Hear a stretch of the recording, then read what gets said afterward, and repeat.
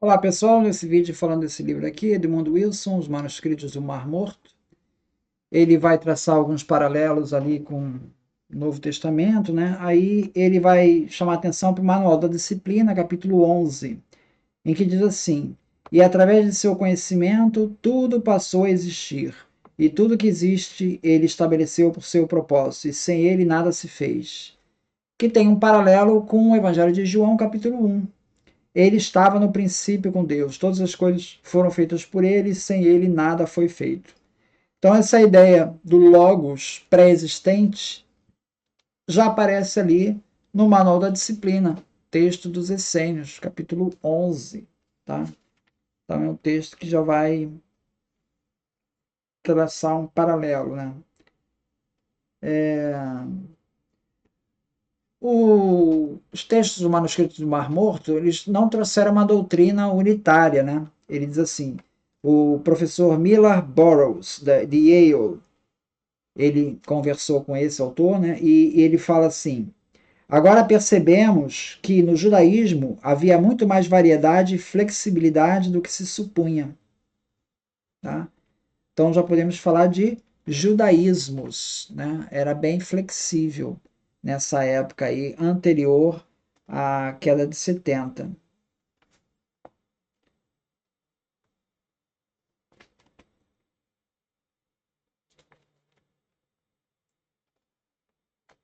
Ali ele está falando sobre a aquisição dos manuscritos do Mar Morto, né?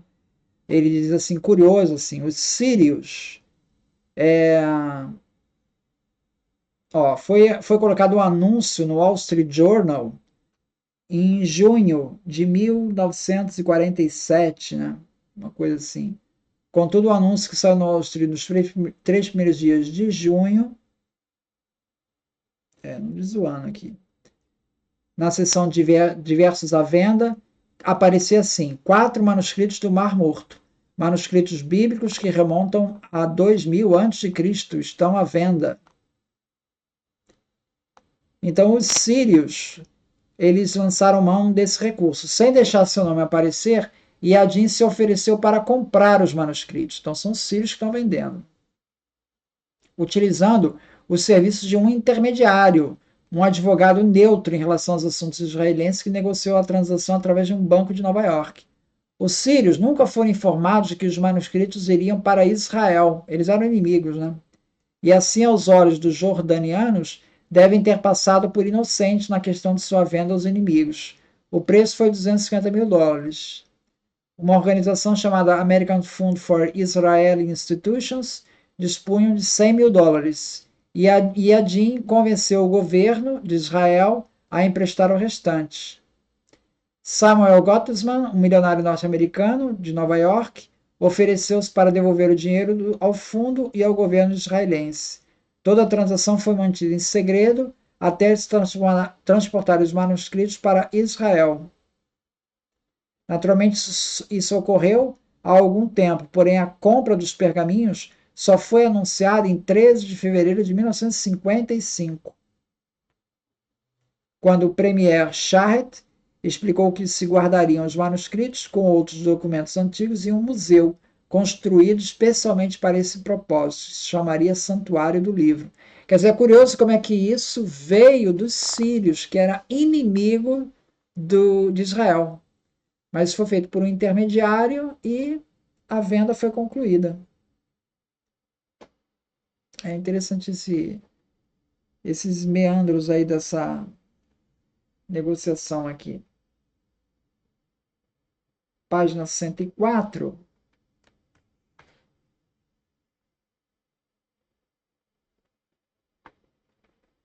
Aí ele vai falar aqui da referência de Lightfoot. Lightfoot foi um bispo lá do século XIX e um erudito, fez muitos trabalhos na área de estudo do cristianismo antigo, né? E ele reforçava que, na época não tinha manuscrito do Mar Morto, né? Ele reforçava que Jesus nunca foi essênio. Isso ele fazia baseado nas descrições dos essênios feitas por Philon, Joseph e Plínio, que nós já vimos aí em vídeo anterior. Então ele diz, os dois principais argumentos dos que acreditam que o cristianismo deriva dos essênios, segundo Lightfoot, seriam que, primeiro, que existe uma prova histórica direta da estreita relação entre os dois, e segundo, que a semelhança da doutrina e prática são tão extraordinárias que impõem, ou pelo menos justificam a crença em tal conexão. Se essas duas linhas falham, deve-se considerar o argumento perdido. Refutando o primeiro desses pontos, Lightfoot afirma que, embora fosse uma seta que batizava seus seguidores, assim como os essênios eram setas que batizavam, João Batista era um pregador independente, enquanto os essênios formavam uma irmandade que tinha no batismo de seus ritos. E que, longe de habitar um mosteiro, Jesus e seus discípulos viviam em constante movimento, e que Jesus não observava práticas que os membros da ordem consideravam sagradas, mostrando desrespeito pelo Shabat, comer sem lavar as mãos, jantando de bom grado com pecadores que os essênios julgariam intocáveis, deixando-se ungir com óleo, assistindo a um casamento comum, eles eram contra o casamento, e referindo-se aos matrimônios como símbolos das mais elevadas verdades teológicas, quando a maioria dos essênios devia manter-se no celibato e não se abstendo dos sacrifícios convencionais do templo, dos quais os essênios se afastavam. Então, Jesus frequentava o templo, os essênios não. Lightfoot acredita que nada havia de significativo no fato de que, embora José afirme que as três primeiras seitas judaicas de sua época eram os fariseus, saduceus e essênios, sobre esses últimos não se encontra nada nos evangelhos, de uma só palavra, nem uma menção direta segura da literatura rabínica. Falou-se que a primeira dessas omissões se devia a uma relação especial de João e Jesus com os essênios, talvez ao afastamento de João, que não obstante continuou a imitar a linguagem da seita, que Jesus podia estar deliberadamente zombando de suas normas. Entretanto, Lightfoot explica tudo isso em função da relativa insignificância dos essênios e da remota localização de seus mosteiros. Então, Lightfoot diz assim: os essênios sofreram muito na guerra romana de extermínio.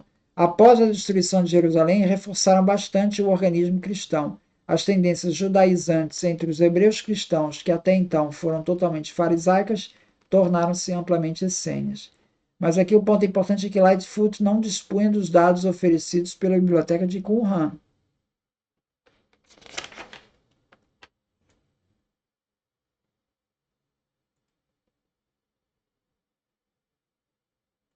Aí o Lightfoot dizia assim: em todas as informações de Joseph Philon, não temos a menor indicação de que as esperanças messiânicas entre os essênios. Isso ele já teve que mudar, teria de mudar, porque nós já sabemos que tem essa expectativa do Messias dentro do o mestre da retidão, né? Aparece lá na literatura profética dos essênios.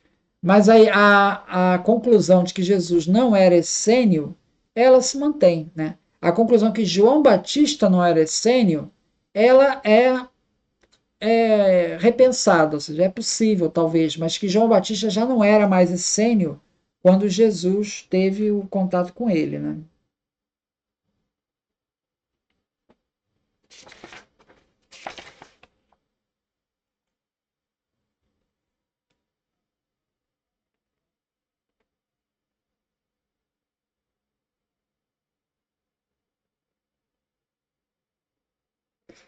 Então ele diz aqui que entre esses textos essênios e os do Novo Testamento não existe entre uns e outros uma ponte inequívoca e ainda não se apresentou nenhuma prova que abalasse a crença nutrida por muitos de que Jesus era o Filho de Deus no sentido literal, especial, que só isso pode explicar a tremenda força dos evangelhos. Então, isso não se alterou com os manuscritos do Mar Morto. A tese de que Jesus pode ter sofrido influência dos essênios, mas Jesus não era um essênio.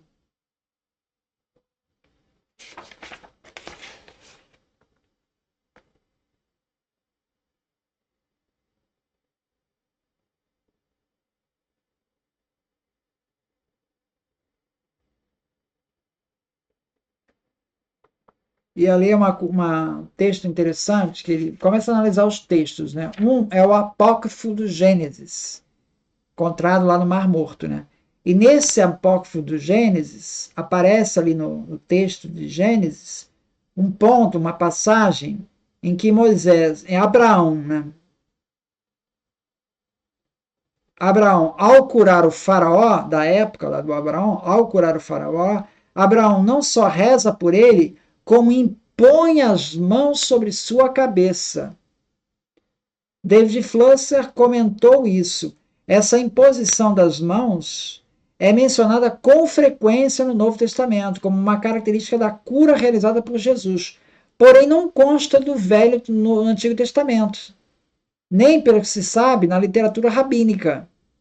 Contudo, sua presença no apócrifo do Gênesis, que é encontrado em Qumran, que se supõe ter sido escrito na época de Jesus ou um pouco antes disso, parece indicar que a prática não era exclusiva de Jesus, mas constituía um método reconhecido de efetuar curas. É interessante, ou seja, isso já viria então dos textos judaicos, apesar de que a gente não tem isso no Antigo Testamento, mas tem aqui no apócrifo do Gênesis. Muito obrigado, então.